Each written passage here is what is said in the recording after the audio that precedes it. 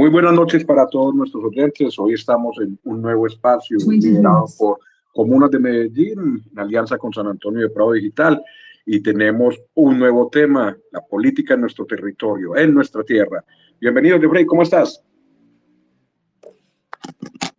Hola, muy buenas noches a nuestros oyentes, a Carlos, que ya lo veo que ha entrado a la sala. En fin, muchas gracias entonces, Sergio, por esta nueva oportunidad, y aquí estaremos entonces para avanzar en este proceso. Carlos, buenas noches, hermano. Buenas noches, Jeffrey y Sergio, por aquí nuevamente en el espacio de los jueves. Ya le pasé el link al diputado, esperamos que se pueda conectar. Sí, listo. Hay que recordar que este es un espacio liderado por Comunas de Medellín en alianza con San Antonio de Prado Digital, que estos son dos procesos de movilización y comunicación para el desarrollo de la ciudad de Medellín, que hacen parte de los MAIC. Entonces, aquí bienvenidos. Empecemos en el momento. Jeffrey y Carlos, ¿qué tenemos para el día de hoy? Claro que sí, Sergio. Recordarles a nuestros oyentes que venimos haciendo un trabajo desde Comunas de Medellín, San Antonio de Prado Punto Digital, medios que hacen parte de los MAIC de Medellín, y que es una estrategia que nos dio muy buenos resultados en las elecciones 2023, y a puertas del 2026, de estas elecciones para el año entrante, venimos entonces avanzando en este nuevo ejercicio de carácter democrático, de informar a la comunidad para que pueda tener unas buenas bases en el momento de poder tomar la decisión política que más o que mejor se acomode a sus expectativas, y por eso creamos este espacio. Consideramos de mucha relevancia que los medios de comunicación comunitarios puedan hacer también este tipo de ejercicios. Estamos hablando entonces de que este es el tercer programa, donde luego de haber analizado los dos programas anteriores, el entorno, ese medio en el que estamos en la política nacional, bajamos un poco la lupa, hacemos un zoom a lo que es el departamento, y vamos a hablar hoy de la política en nuestra tierra.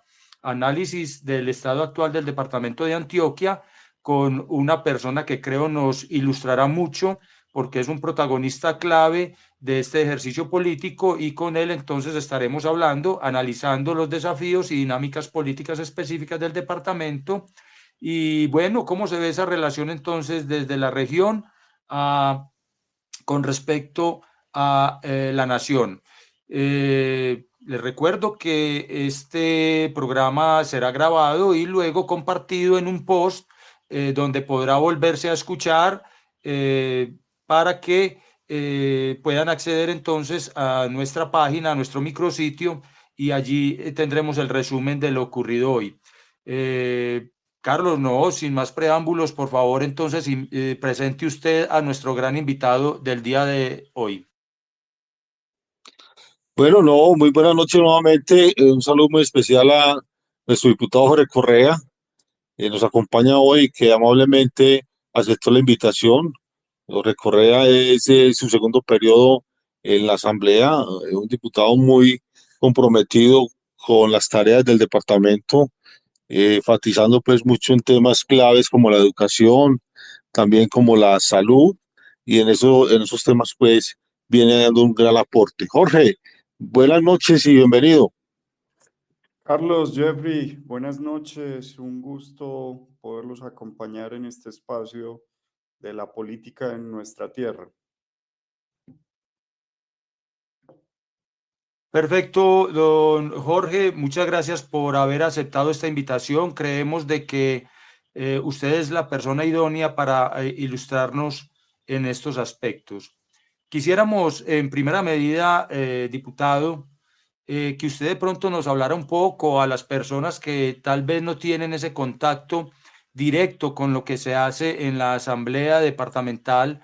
¿Qué diferencia existe entre ese ejercicio político que se da a nivel nacional y lo que se hace en la región?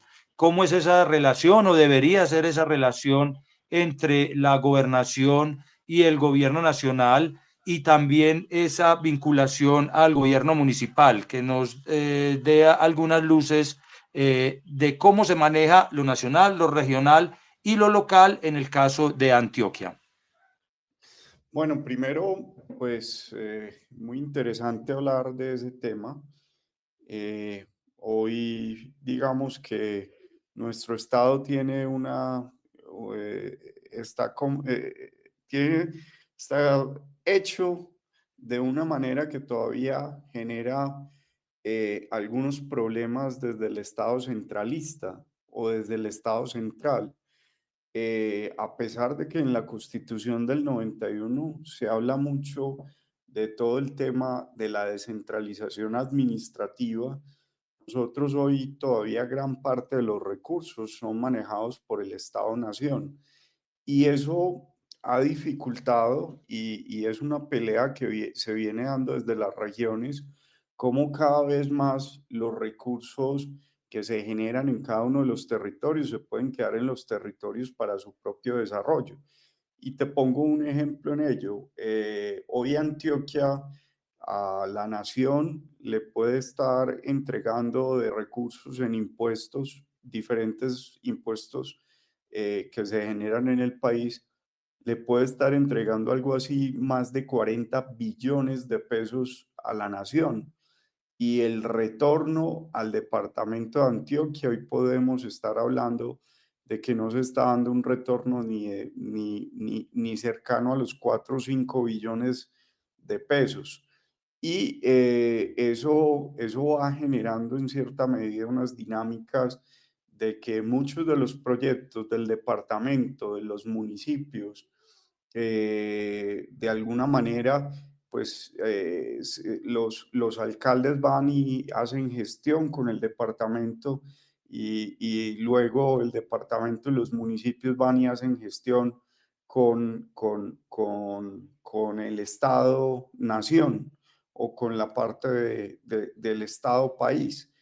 Y eso genera muchas dificultades y mucho más hoy que, digamos, la relación de las autoridades locales, las autoridades regionales en nuestro departamento, pues no están en la mejor condición con las autoridades nacionales. Eso está generando pues grandes dificultades para que esos recursos retornen y eso está afectando proyectos como el túnel del Toyo, que es necesario para habilitar la vía al Urabá en toda la dimensión que se ha proyectado. Eso está afectando Pacífico 1, eso está afectando, no ha podido desarrollar el metro de la 80 que se ha cacaraqueado tanto en Medellín, no ha facilitado que se desarrollen los cables, en este caso el de San Antonio, a pesar de que está en el plan de desarrollo. Entonces eso siempre ha generado alguna dificultad que no haya una comunicación fluida entre el gobierno nacional, el gobierno departamental y en este caso para la ciudad de Medellín, el gobierno del distrito. Creo yo que, Jeffrey, de pronto hay un comentario adicional. Creo yo que ahí es donde se ha equivocado el gobierno nacional. Es que usted como ejecutor, como presidente, como alcalde, como gobernador, ¿cómo le calla la boca a la oposición? ¿Cómo le calla la boca a las personas que de pronto no ven su gestión buena, haciendo obras? Haciendo obras. Y ahí es donde se ha equivocado el gobierno nacional. Porque unas obras más del 90%, como el Toyo, como el túnel del Toyo, ya yo como líder lo hubiera acabado y hubiera cortado la cinta y le hubiera callado la boca a los antioqueños. O soluciono este tema del Pacífico 1 y 2. O, como lo decía el diputado, mando los recursos para el tren del 80. Empiezo un metrocable. Entonces, ahí es donde se equivocaron y se equivocó muy feo con la Antioquia y tristemente arrasó pues como con todos los proyectos estratégicos que venían el departamento y de esa manera entonces creo que se equivocó.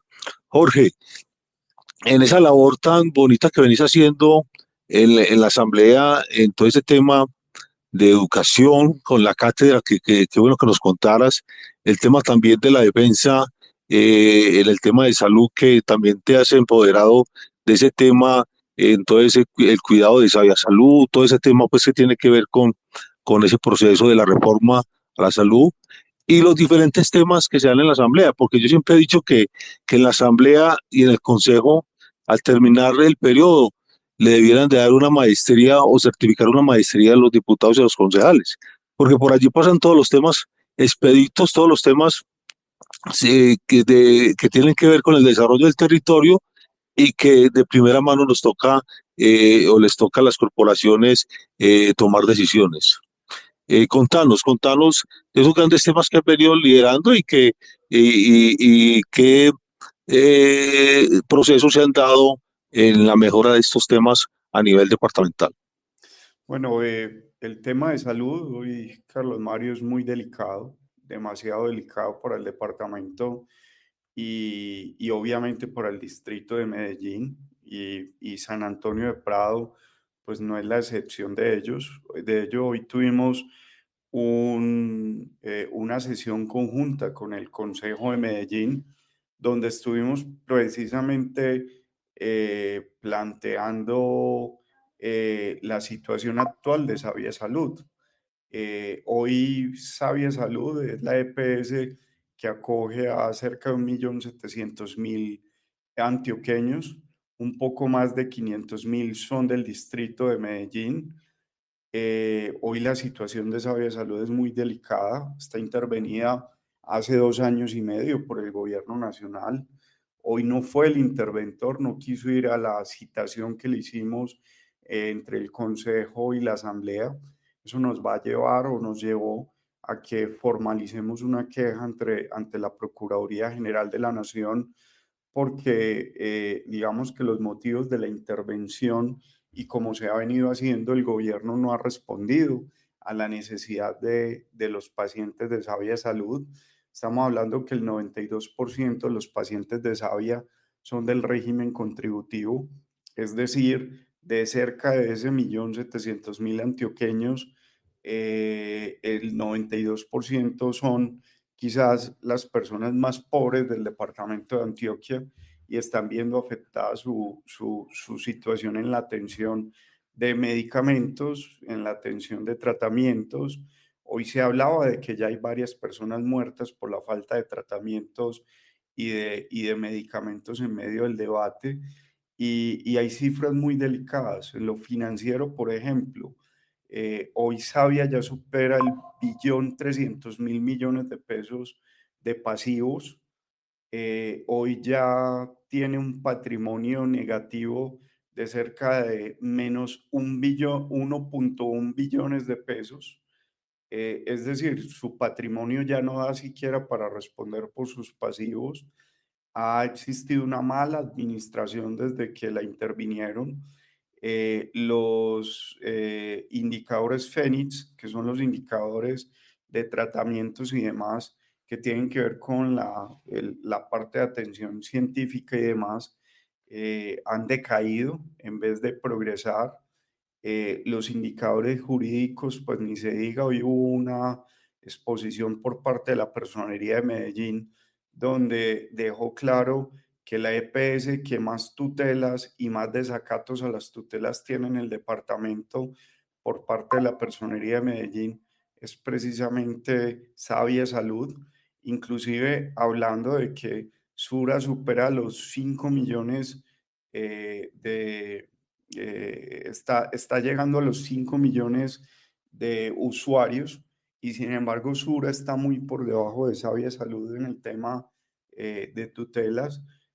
Mejor dicho, intervinieron Sabia Salud y se tiraron completamente en la EPS y hoy tenemos un problema mucho más grande que con ese desfinanciamiento por parte del gobierno nacional y esa insistencia en no financiar el tema de salud, hoy la red de salud, tanto pública como privada en el departamento, tiene deudas o unas carteras por encima de 4 billones de pesos. Eso realmente por ningún lado da para que haya una buena atención. ¿Qué ha pasado?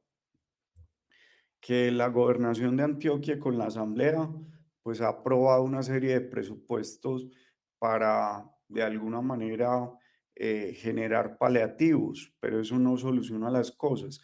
Y lo mismo lo ha hecho el distrito de Medellín con todo lo que tiene que ver con las sedes de Metrosalud, pero con la forma como va el tema, pues va a ser muy difícil hacia futuro que este tema pueda salir adelante y cada vez vamos a ver mayor afectación, más cierre de servicios y más pacientes que ponen en riesgo su vida por falta de tratamiento y por falta de medicamentos. Jorge, y en el tema de la cátedra educativa, la que es iniciativa tuya, Bueno, ahí presentamos una ordenanza departamental donde planteamos la cátedra Antioquia, pero más que una cátedra, porque a veces a uno le dicen cátedra y uno se imagina que le van a mandar unos libritos a las instituciones educativas contándole la historia de Antioquia. Nosotros hemos pensado en una metodología que sea construida desde los territorios. De hecho, esta semana estaba en Sopetrán y Santa Fe de Antioquia hablando de ello. Y la idea es que a partir de la ordenanza, esta metodología sirva para que en Antioquia empecemos desde cada una de las subregiones o los territorios a reconocer todos esos valores de identidad que nos reconocen como antioqueños, todos esos valores o más que valores, toda esa memoria colectiva que tenemos en cada uno de los territorios y que sean las instituciones educativas las que nos ayuden a través de las comunidades educativas a construir todos esos elementos que deben ser transversales dentro de esos procesos de formación. Yo les decía en Sopetrán esta semana que el gran sueño de nosotros es que de las instituciones educativas empiecen a construir material que nos enseñe qué pasa en los territorios, cuáles son sus identidades, cuáles son sus formas de ver el mundo, de percibir, cuáles son esos hechos y personajes pues que han ayudado a construir esas historias locales y que son significativos dentro de todos estos procesos. Inclusive en Santa Fe, Antioquia, hablábamos de unos aspectos que tienen que ver con el arte religioso y demás, y planteábamos cómo han existido artistas religiosos que como su historia no se ha contado, han desaparecido en el tiempo y lo que no se cuenta no existe. Además de que también tenemos que partir de un postulado muy importante y es que cuando las sociedades conocen su historia, son capaces de solucionar los problemas de manera más elaborada en el presente y tienen una idea del futuro mucho más clara cuando se conoce todos esos arraigos y todos esos elementos que han sido parte fundamental de lo que son como sociedad. Entonces, lo que estamos buscando con la Cátedra Antioquia es precisamente eso. Estamos esperando que la Secretaría de Educación y la Gobernación de Antioquia la reglamenten, pero la idea es que los 125 territorios que tiene Antioquia pues puedan aplicar esta metodología para que construyamos modelos de identidad y memoria en los territorios.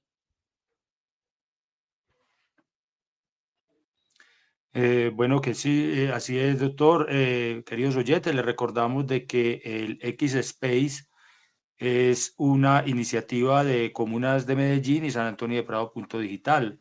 Hoy con nuestro invitado, el diputado Jorge Correa. Doctor, usted lo dijo al principio, esa situación de que un departamento tan sólido, tal vez el segundo a nivel nacional, que manda los recursos en un grueso chorro hacia la nación, pero a cuentagotas devuelven esos recursos para invertir, como un padre que busca tal vez equilibrar las cargas y castigar a los con capacidad y mandar los recursos, los pocos recursos hacia esas zonas pequeñas. Entonces, usted lo dijo, hay una cantidad de proyectos que quedan en el tintero o que se dificultan para su inversión. ¿Cómo ve usted qué está paliando o haciendo la gobernación para atender esta carencia de recursos? Sobre todo en temas, como usted lo dijo, la conectividad, que ya está en un avance totalmente grande, la paz total, que ha sido un fiasco en Antioquia, y otros grandes temas. ¿Cómo hace la gobernación para atender este déficit?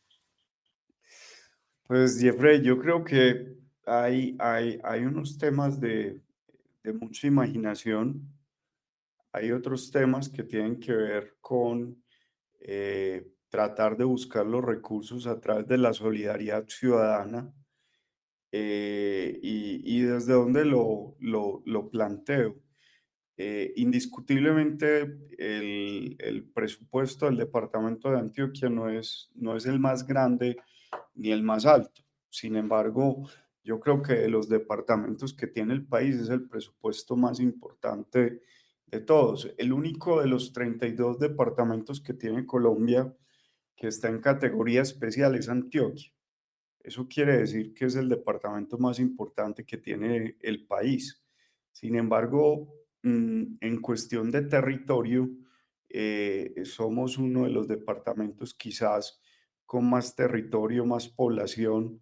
Tenemos un poco más de 7 millones de habitantes y eso requiere retos bastante significativos. Y los desplazamientos dentro de nuestro departamento no son cortos, además de que la biodiversidad que tenemos a nivel ambiental representa también retos porque eso termina generando en épocas de lluvia y de otra índole, pues situaciones también retadoras frente a cambios climáticos y al cambio climático y demás.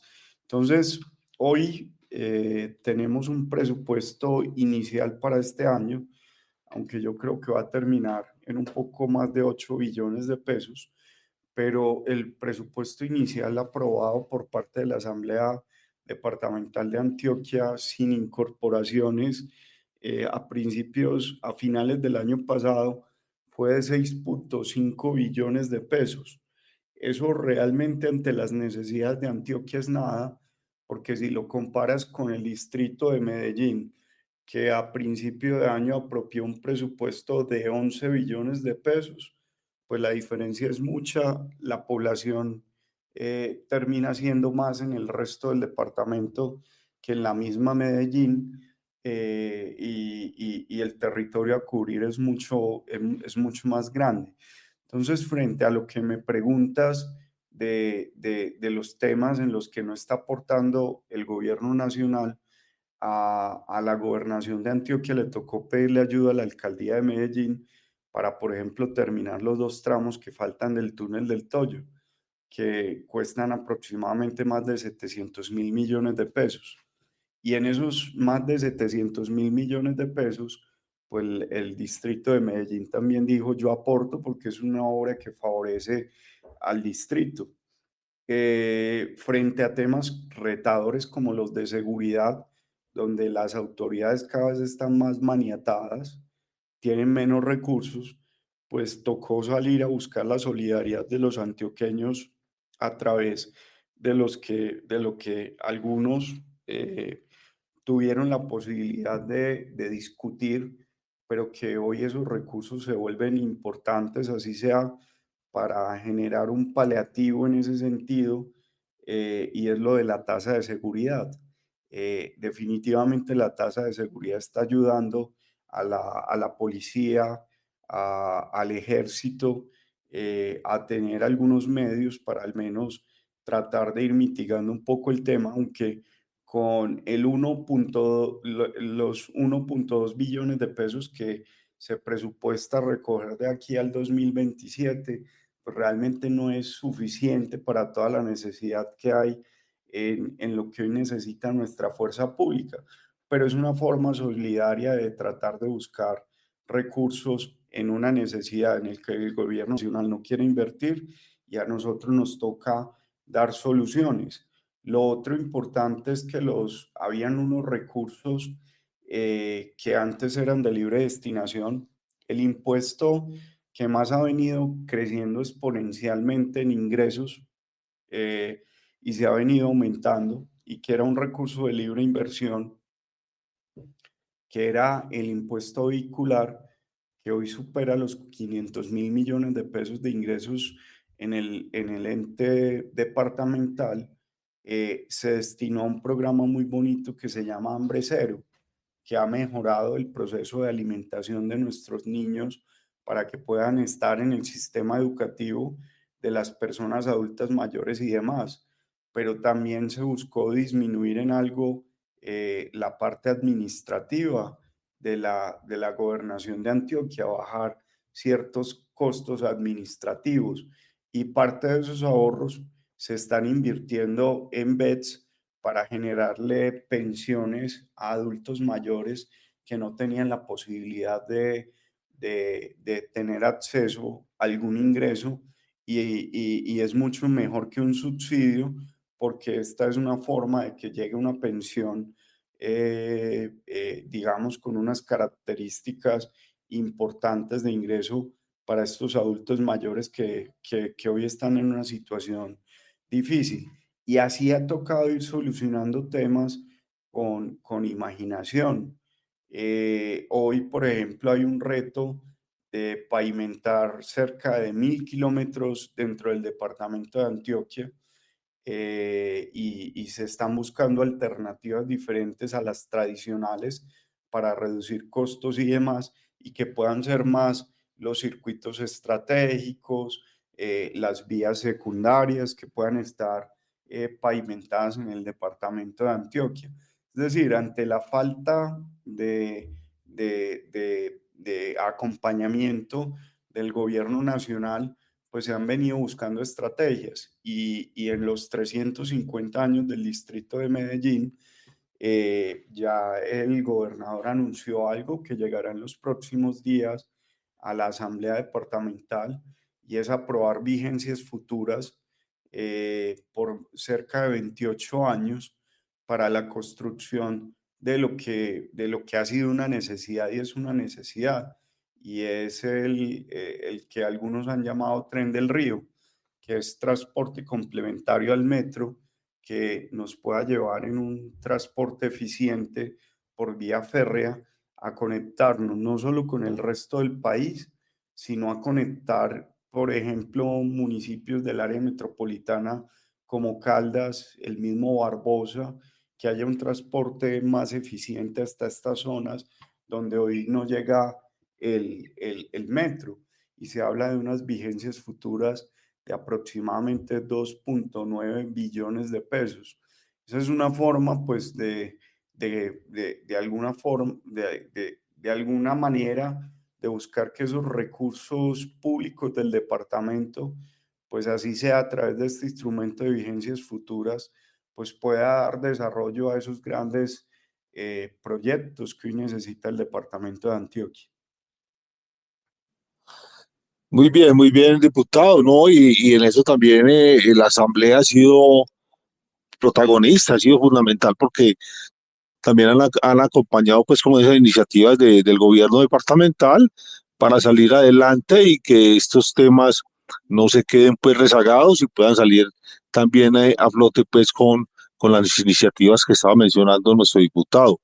El diputado Jorge Correa es del Partido Conservador y pertenece al matiz consenso, que es conservadores con sentido social, que dirige el senador Germán Blanco.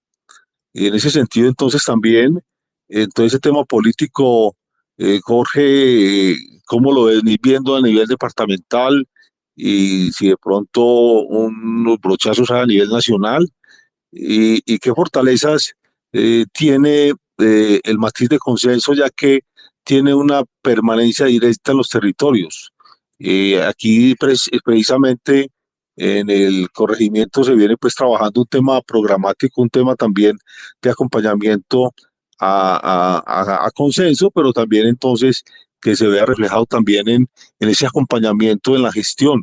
Hay temas que hemos venido planteando, el tema de la conexión San Antonio de Prado, Armenia y Liconia, temas también del acompañamiento a esas iniciativas que como el Metrocable que está en la planeación nacional ya y que queremos que tenga continuidad, a temas también de pronto de hacer seguimiento al área metropolitana, porque de alguna manera también como diputados en algún sentido también pueden hacer ese seguimiento porque el área vincula a varios municipios que hacen parte de ella y hay proyectos también como aquí el Puente de la Limona que no ha empezado y que creo que está rezagado ya. Entonces, en ese sentido, ¿cómo es ese tema político y también entonces ese acompañamiento que hacen muy directamente a los territorios?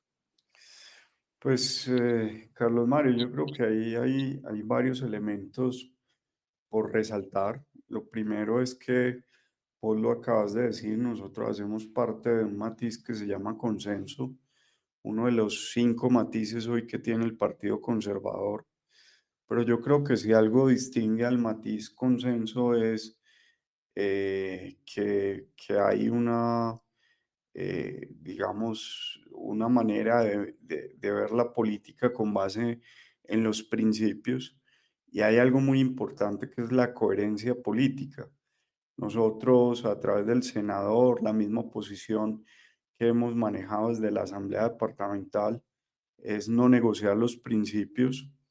El senador ha sido opuesto al gobierno nacional e inclusive eso ha limitado la capacidad de gestión con respecto a los municipios, pero precisamente en esa coherencia de no irse a entregar al gobierno nacional por los escándalos que habían estallado con otro tipo de matices, digamos que ha sido parte de la coherencia y es esa capacidad de mantener los principios, los valores, los temas éticos y morales.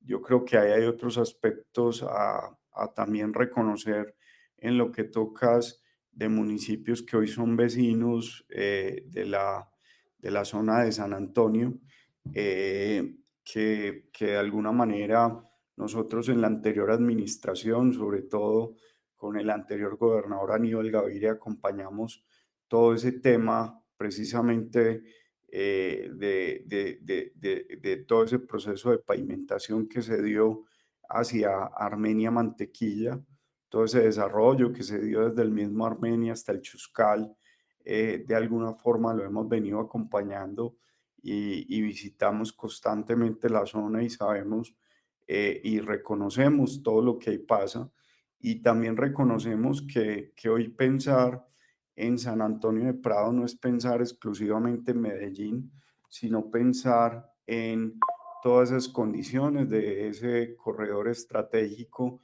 que se viene desarrollando en esa zona del departamento, porque hoy hay una conexión importante que se está planteando desde la planeación del departamento de Antioquia frente a esos circuitos estratégicos que unan, por ejemplo, el corredor vial entre Armenia y Titiribí, o unan y ayuden a que esa zona de San Antonio y Medellín puedan salir por el lado de Heliconia y México y salir a las vías de cuarta generación ahorita que se viene el puerto de Urabá. Eso sigue siendo un corredor estratégico que hay que seguir acompañando, entendiendo que todo ese tema de las dificultades de la vía que unen estos municipios con San Antonio de Prado y Medellín han sido una responsabilidad histórica que se han chutado, digamos, las dirigencias de Medellín y el departamento, pero hay que seguir buscando alternativas para darle una solución definitiva a este corredor que se vuelve muy importante y se va a volver todavía más importante en el momento en que el puerto el puerto Antioquia empiece a funcionar en el Urabá antioqueño. Yo creo que eso va a acelerar todas las conexiones necesarias que hoy se deben de tener frente a la llegada al puerto de Urabá, porque eso va a transformar de alguna manera y eso va a impactar directamente en el territorio y en el departamento. Y no lo vuelvo a repetir, pero creo que ese acompañamiento que hemos estado teniendo con los temas de salud, indiscutiblemente eso beneficia a la población de San Antonio de Prado, porque si bien se hace de manera general, pues se hace para beneficiar particularmente a todos y cada uno de los habitantes del territorio antioqueño. El acompañamiento que se ha hecho con los temas y en los espacios cuando hay que hablar del cable que es tan necesario para San Antonio de Prado y todas esas obras estratégicas que ayuden en la conexión para que cada vez haya un mejor transporte y una menor cantidad de tiempo, que ha sido la queja siempre de San Antonio de Prado para poder salir a conectarse con el trabajo, con el estudio y con otro tipo de posibilidades. Hay que seguirlo acompañando de una manera importante y estaremos en todos esos escenarios para lograr los objetivos de la población. Qué importante entonces, queridos oyentes, escuchar a una persona protagónica de estos procesos. Y, doctor, creo que hay unos grandes retos que tiene el departamento, ya usted lo ha venido demostrando, pero quisiera hablar de uno que es, creo yo, paradójico. ¿Cómo es posible que Antioquia, la tercera reserva mundial de oro a nivel mundial, con los precios que está alcanzando el oro, que en este momento los grandes países están refugiando su economía en el oro más que en el dólar, en miras a una moneda digital a futuro, pero Antioquia sigue siendo uno de los lugares más violentos, sobre todo en esas zonas auríferas? Eh, ¿Qué nos puede decir al respecto de esta contradicción, de esta paradoja que se da entre ser tan ricos, tan potentes y tener esa dificultad de poder tener eso como una riqueza para el departamento? Bueno, lo primero ahí es que hay que reconocer que la minería ha sido una actividad importante en el departamento de Antioquia y hace parte de manera muy significativa e impacta duramente el Producto Interno Bruto del departamento. ¿Y por qué arranco por ahí? Porque hoy hay unas discusiones entre lo ambiental y lo minero, sobre todo por el orden nacional, y vienen de alguna forma intentando imponer unos temas ambientales ideológicos en zonas donde quizás lo que hay que hacer es fortalecer las prácticas para ayudar en esa protección del medio ambiente. ¿A qué me refiero yo? Hay zonas como el Bajo Cauca, el norte de Antioquia, el mismo nordeste, parte del suroeste, en fin, digamos que en cada una de las latitudes del departamento de Antioquia, la minería ha sido una actividad que ha surgido para generar, digamos, algunos elementos importantes de desarrollo en las poblaciones. Sin embargo, la minería tiene la suerte de algunos temas de seguridad muy delicados que han venido ocurriendo en el territorio. Para nadie es un secreto que los grupos al margen de la ley, con todo este cuento de la mal llamada paz total, han venido cogiendo de alguna manera caminos y han venido envalentonándose en los territorios. Y estos grupos al margen de la ley han estado buscando formas de financiamiento eficientes y han encontrado que los cultivos ilícitos no son tan eficientes como el tema de la minería ilegal. Y la minería ilegal se forma, digamos, a partir de una disputa que hoy hay muy importante entre la gran minería y lo que ha sido la minería ancestral o lo que ha sido la minería, pues, digamos, la no reconocida de alguna manera, o esa minería no ilegal, sino la que de alguna Artesanal, manera... doctor, artesanal, que hace las comunidades en sus prácticas cotidianas. Sí, claro, ahí entra la artesanal, pero más que la minería artesanal es aquella minería que no ha hecho, digamos, los procedimientos de reconocimiento y que ha estado ahí toda la vida, pero las grandes multinacionales se aprovecharon para ir y de alguna forma sacar los títulos mineros, y se aprovecharon de eso, y estos pasaron a terminar siendo los ilegales. Entonces, en medio de ese, yo no sé si llamarlo desorden en la titulación o el aprovechamiento de las grandes multinacionales, quedaron una serie de poblaciones sin el reconocimiento desde la legalidad, más en la informalidad.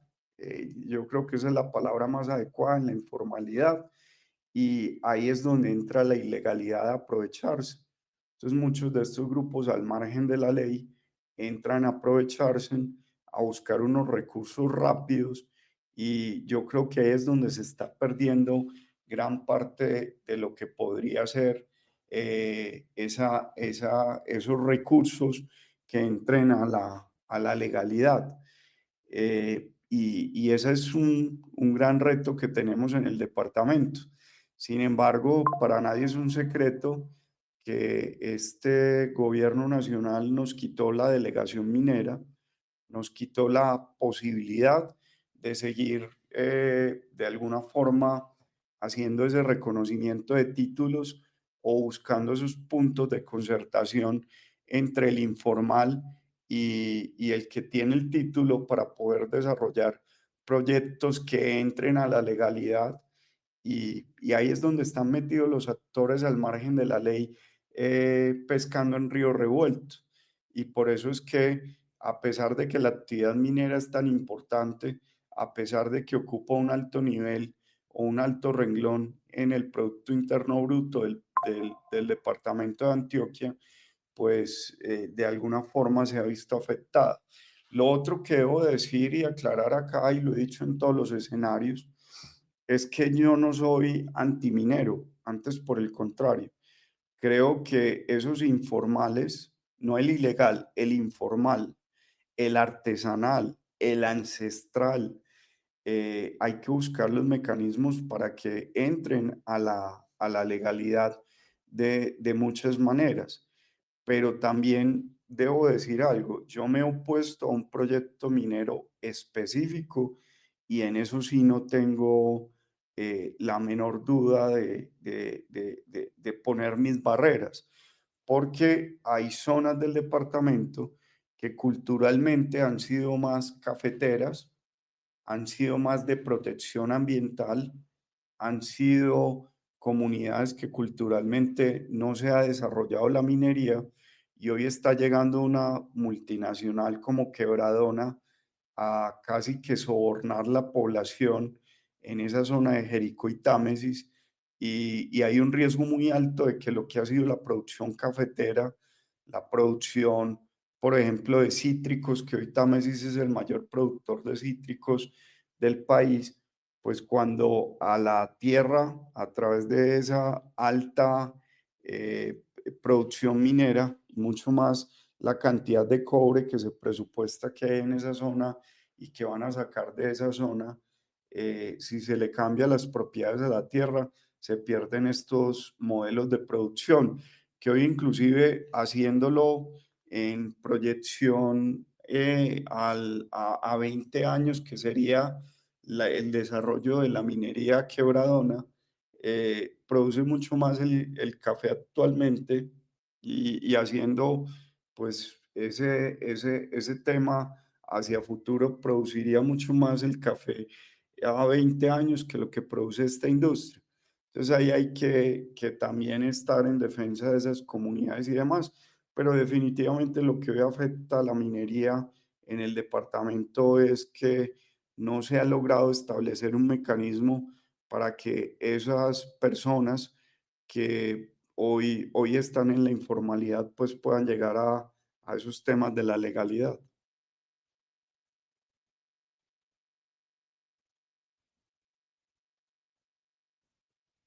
Carlos, ¿tienes algo? Muchos temas, pues, sí, no, que, hombre, fabuloso hablar con Jorge. Jorge la tiene muy clara en todo el tema que tiene que ver con el departamento.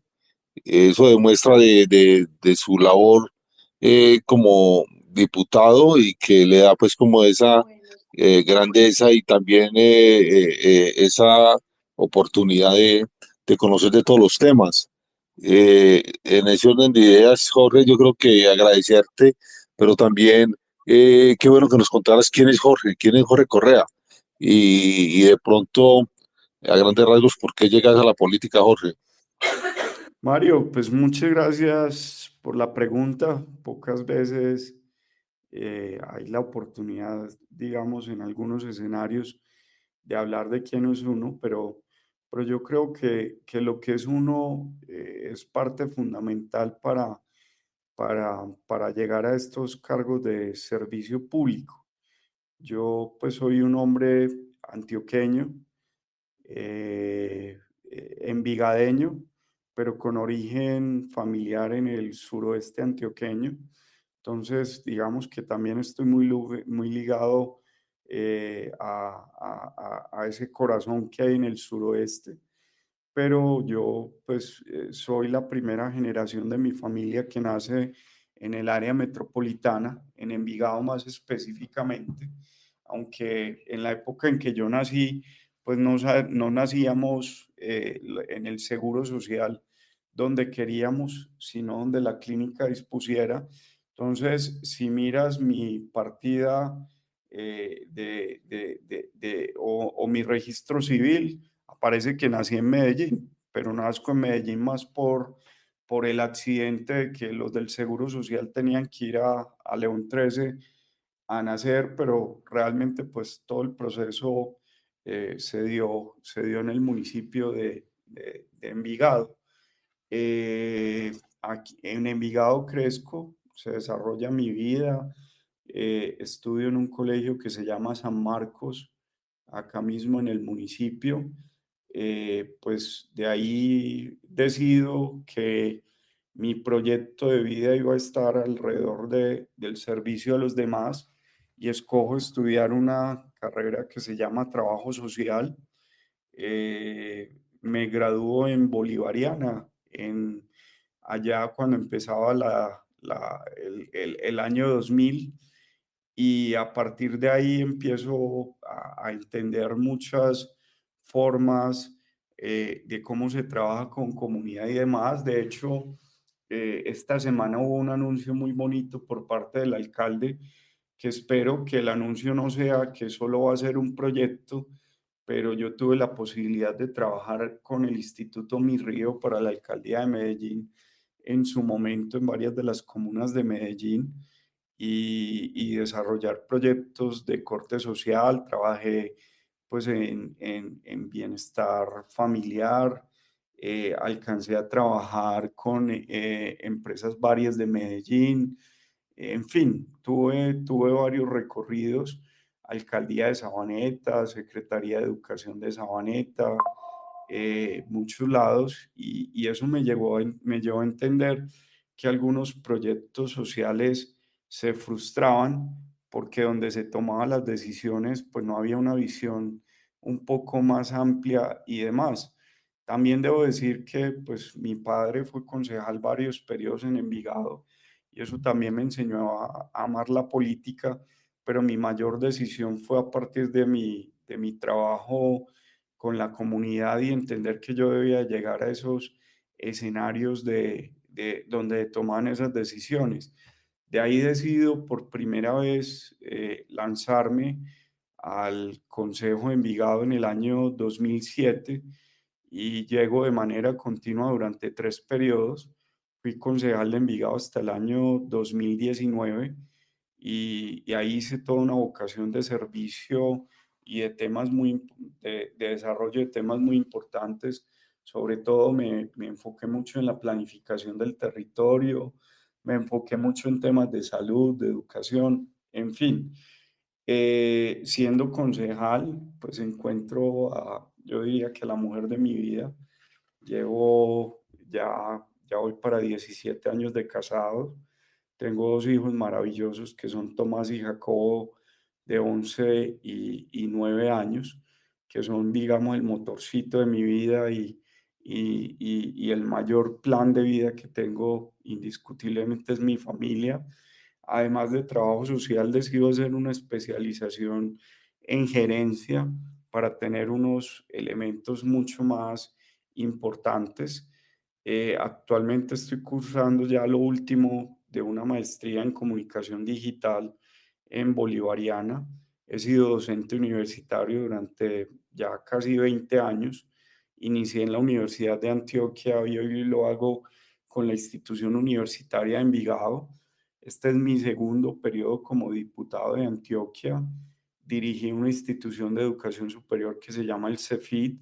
Y bueno, ahí hay un gran recorrido de lo que ha sido mi vida y la decisión del servicio a los demás y lo que me complementa en todo eso para poder prestar el servicio hoy para el departamento de Antioquia. Estos son los space de Comunas de Medellín y San Antonio de Prado Punto Digital, hoy con el diputado, con el ser humano, con el profesional, Jorge Correa. Doctor, esta administración ya va como por la mitad. Lo ha dicho usted, una gran cantidad de retos, muchas oportunidades. ¿Cree usted que hay un tema específico que Antioquia debería tener en la mira para lo que queda del periodo, o son varios temas? ¿Cómo ve usted esa complejidad socioambiental del departamento con miras a terminar este periodo de gobierno? Bueno, nosotros aprobamos un proyecto un plan de desarrollo que es por una Antioquia firme, que fue, digamos, el programa de gobierno o la base de ese plan de desarrollo fue el programa de gobierno que presentó el gobernador Andrés Julián Rendón y que fue el ganador en las urnas, que dicho sea de paso, pues nosotros no acompañamos a Andrés Julián en esa elección. Nosotros teníamos, digamos, otro planteamiento frente a lo que se venía electoralmente, pero que una vez ganó ese programa de gobierno en las urnas, nosotros decidimos acompañarlo dentro de la Asamblea y hoy yo hago parte de la coalición de gobierno acompañando las ideas que ahí se plantearon. Ahí se plasmaron, yo diría que varios elementos importantes dentro del desarrollo que se venía para el departamento de Antioquia. Uno de los principales retos que planteó el gobernador fue el de hambre cero. Hoy, pues, el presupuesto que viene del impuesto de rodamiento, del impuesto vehicular, se ha destinado casi que en un 100% precisamente a este tipo de programas. Había otro planteamiento muy importante que se presentaba en este programa y era empezar, digamos, a cubrir ciertos retos en el tema educativo, sobre todo con ser un poco más del 90% de la educación en el departamento de Antioquia, de las sedes educativas son rurales y había un alto deterioro de las sedes educativas. Se planteó que 1.400 sedes iban a ser, digamos, intervenidas. Hoy ya se está visualizando que al cierre del cuatrenio se puede estar hablando de cerca de 2.000 sedes intervenidas, que es un número bien importante dentro de esos temas de educación. Se planteó indiscutiblemente temas en el tema de protección ambiental, que vos lo planteaste hace un momento. Si bien hay que dedicar por ley el 1% de los recursos de libre destinación al tema de la protección ambiental, la decisión fue no dedicar ese recurso. Además, lo que se está invirtiendo es mucho más que ese 1%. Se decidió que eso no fuera simplemente a la compra de lotes, y hoy no se están comprando lotes para la protección ambiental, sino que se está desarrollando un programa importante en el tema de pago por servicios ambientales, como una estrategia fuerte para el tema de la protección ambiental. Y indiscutiblemente, pues dentro de ese plan de desarrollo, también quedaron una serie de elementos que favorecieran inclusive la movilidad del Valle de la Aburrá. Entonces, nosotros como asamblea ya aprobamos unos recursos destinados, por ejemplo, al metro de Medellín, más de 250.000 millones de pesos se destinaron para los nuevos vagones que mejoren el servicio del metro. Para nadie es un secreto que el metro ha sido un tema estructurante dentro del departamento, dentro del área metropolitana, como ese medio de transporte masivo.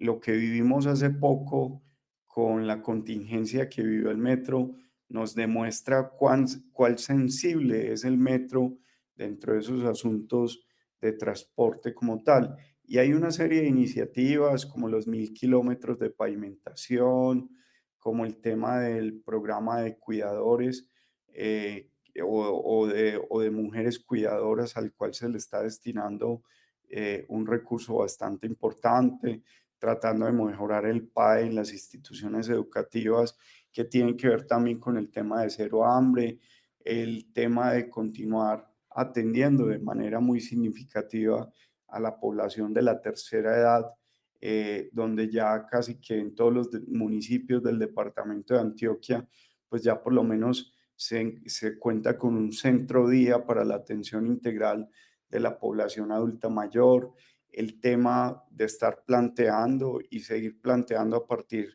de la Secretaría de la Juventud unos programas más integrales para esta población, el tema que se viene reestructurando la Corporación Gilberto Echeverry para generar mayor cantidad de estímulos educativos y que se pueda aumentar la oferta educativa, la inversión que se hace en todas las instituciones de educación superior del departamento de Antioquia.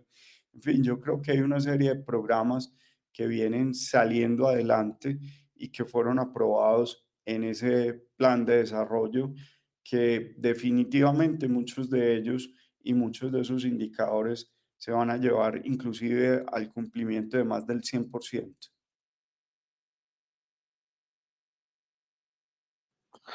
No, excelente. Usted que Jorge la tiene clara, yo creo que ahí entonces ese gran papel que viene haciendo y dando muy bien parado al equipo consenso en la asamblea departamental. Eso nos genera a nosotros, las personas que confiamos en usted, que estamos bien representados y que vamos a tener ahí entonces diputado para largo y que siempre va a estar ahí muy atento al desarrollo del departamento.